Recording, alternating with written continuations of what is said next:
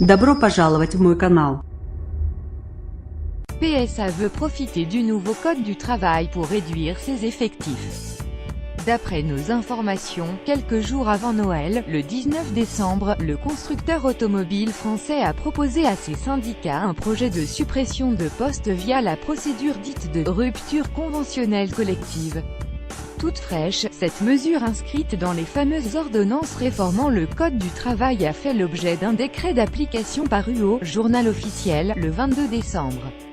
Lire aussi plus grand que loi travail. Ce qu'il faut retenir des ordonnances du gouvernement: la rupture conventionnelle collective permet à l'employeur de se séparer de salariés mais sans passer par la case démission ou licenciement et en dehors du cadre contraint d'un plan social. Mais pour qu'elle soit possible, elle doit faire l'objet d'un accord majoritaire avec les syndicats. Raison pour laquelle la direction du groupe PSA a convoqué les organisations présentes dans l'entreprise à une réunion le 9 janvier. Avec, à l'ordre du jour, la négociation sur les ruptures conventionnelles collectives. Selon un document interne que nous nous sommes procuré, cet agenda social a bel et bien été envoyé à nos partenaires sociaux, confirme Bruno Bertin, le directeur des ressources humaines de PSA, qui refuse de donner de précisions sur les sites et le nombre de salariés que pourrait concerner ce dispositif. Ce sujet va être abordé lors du comité central d'entreprise et s'inscrit dans le cadre de notre DEC 2018, dispositif d'adéquation des emplois et des compétences mis en place ces dernières années, précise de son côté un porte-parole de l'entreprise.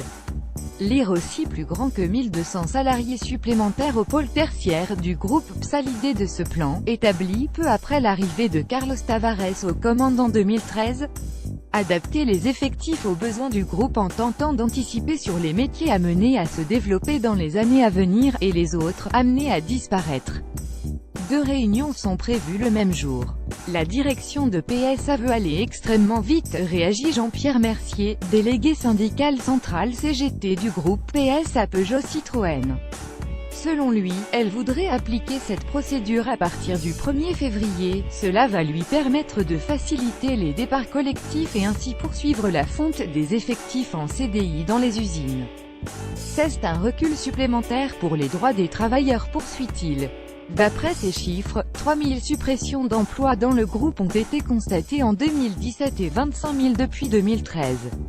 Mais quel est l'intérêt pour un employeur d'avoir recours à ce nouveau mode de rupture de CDI? La différence avec le plan social, c'est que l'entreprise n'a pas à démontrer devant l'État sa situation économique difficile, décrypte Éric Rocheblave, avocat en droit du travail. Un outil souple qui, pour être effectif, doit être validé par l'administration. C'est la première entreprise en France qui va sauter le pas. L'encre séchée sur le décret d'application des ordonnances Macron, Pimki se saisit du nouvel outil. 5 jours avant le réveillon de Noël, la direction de la chaîne de prêt-à-porter féminin, division du groupe Mullier, a convoqué ses 4 syndicats pour leur dévoiler sa volonté de supprimer des postes en 2018. Le 8 janvier, 24 heures avant PSA lire ci-contre, elle va donc présenter son nouveau projet de rupture de convention collective. Alors que son chiffre d'affaires s'érode depuis 10 ans, Pimki présente des résultats déficitaires depuis 2015, sans être parvenu à inverser cette tendance, justifie la direction. Les syndicats craignent entre 200 et 250 suppressions de postes et une vingtaine de fermetures de magasins en France. Ce nouvel outil va permettre de supprimer des effectifs en 6 mois là où en 2009, le plan social s'était étendu sur plus d'1 an, déplore Malé Upravant, délégué syndical FO, qui explique aussi que les salariés devront payer des impôts sur leurs indemnités. Chez Pimki, la direction avait mis en place des groupes de travail depuis septembre pour inviter les salariés à s'impliquer dans un projet unique de retournement d'entreprise.